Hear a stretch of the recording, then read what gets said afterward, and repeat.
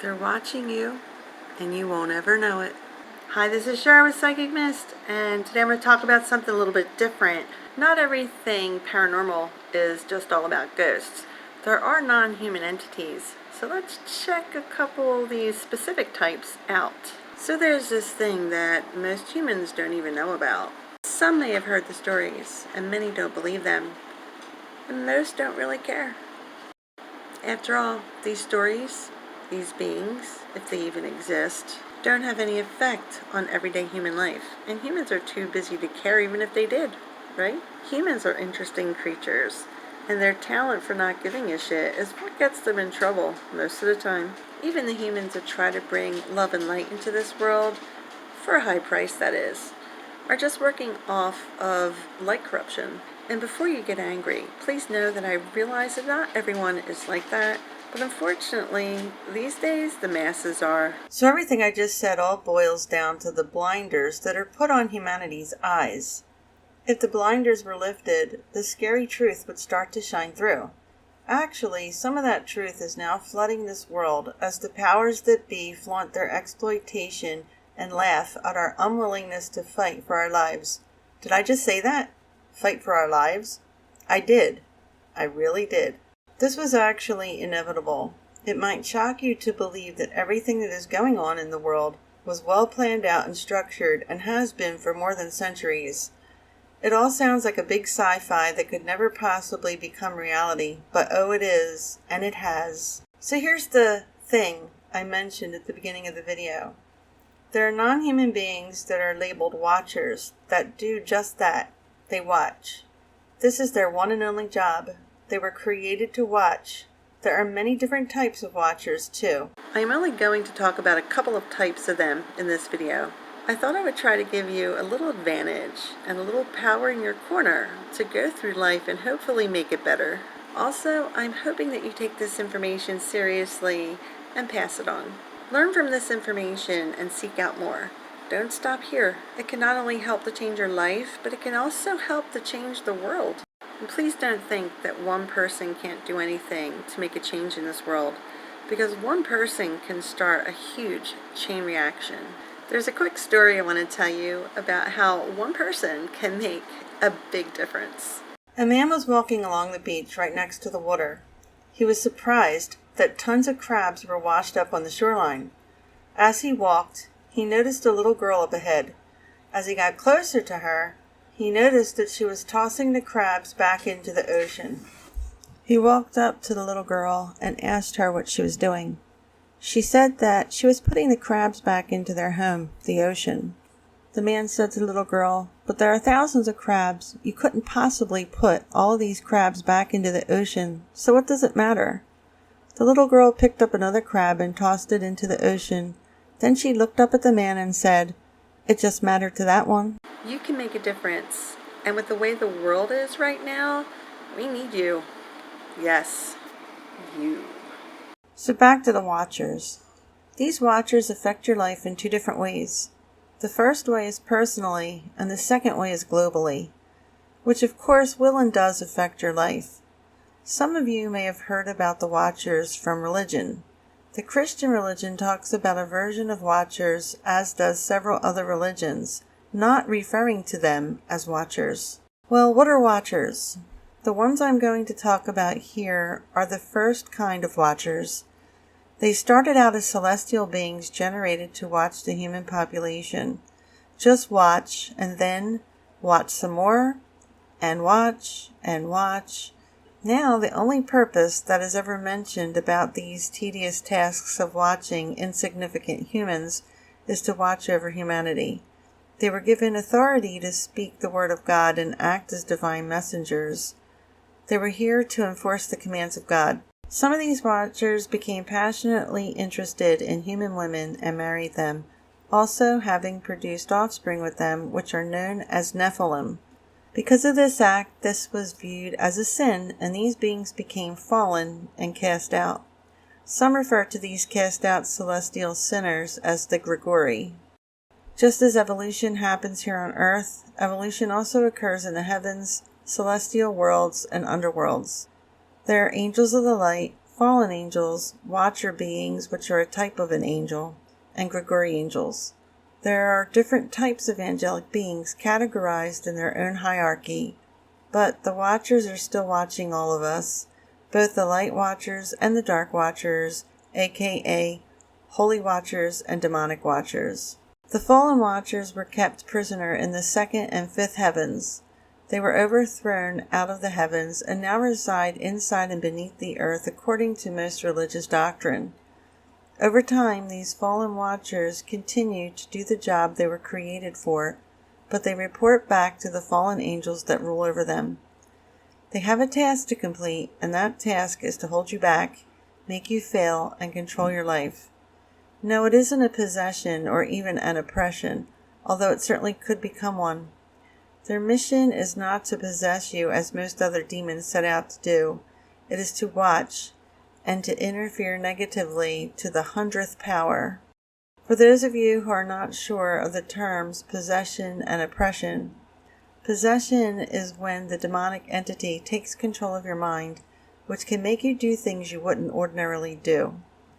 Oppression is where the demonic being isn't actually a part of you, but is indeed embedded into your personal energy to different degrees, which can influence your mood, your thoughts, and decisions to various degrees depending on how cooperative they can get you to be. Most depressed people don't even know they have a demonic presence with them. This is more like an infection that these beings are giving you. Any chance they see an opening, they jump at trying to assert their dominance. Many things can influence how effective that infection can be. These beings are now operating right next to our plane of existence in the second heaven, so they are a lot closer than you might think. These watchers never sleep, so they can keep an eye on you at all times. Actually, they are supposed to be full of eyes, so they can multitask quite well. They keep those eyes on a bunch of humans at once, not just one. After all, they are celestial beings. Here's a quote from Ezekiel 10:12. And their whole body, and their backs, and their hands, and their wings, and the wheels were full of eyes round about, even the wheels that they four had. Now this could be taken metaphorically, meaning that they are proficient watchers, as they are very skilled at what they do, which believe me, they are. Very, very skilled, and more than capable. However, this meaning could also be quite literal, as there are demons that have many eyes, and ones that even look like a wheel. Let me give you a quick example. It is said that they were the actual wheels of the Lord's heavenly chariot Merkabah. The four wheels had rims, and they had spokes, and their rims were full of eyes round about. They are also frequently referred to as many-eyed ones. Many are referring to the class of angelic being called seraphim. Also, the Totomeki demon has hundreds of eyes. The fallen angel Beur has 5 goat legs, so he can walk in every direction. He looks like a wheel. These demons can not only see to observe, but to also gather information. These beings are assigned to the people of God. Those demonic watchers observe us, listen to our conversations, get to know our personalities, find our weaknesses. They sabotage us and set us up for failure by setting traps. One example of this is when you struggle financially no matter what you do and how hard you work, and then the minute you get some extra money, something happens where you have to spend that money to get something fixed, etc. Of course, this doesn't always mean it comes from demonic interference. But when this kind of pattern is a thing in your life over and over again, it is something to consider for sure. There are also holy watchers, and these are watchers that are still of the light, who have not fallen. The issues with the holy watchers is that they are instructed not to interfere in your life. They watch, just as any angel of the light. They will not interfere in your life unless you ask them to do so, and even then they will only do what is for your highest good. The amount of evil in this world has never been at such a high level as it is now. It is affecting the amount of miracles that are occurring and light that can come through, because people are losing hope and they are not fighting for the light. They are being blinded by light corruption and sickened by darkness. Many people are of the mindset that it is easier to give in and go with the flow than it is to go against the current and make a difference. If this keeps up, the dark will win for sure. It already has a lead. Now I want to discuss another type of watcher. This watcher is not a celestial being. It is neither good nor evil. It is not even a spiritual being. It incarnates as a soul into this multiverse to do a job. I refer to this being as an it because they do not have a gender. It is simply just a different kind of soul of sorts.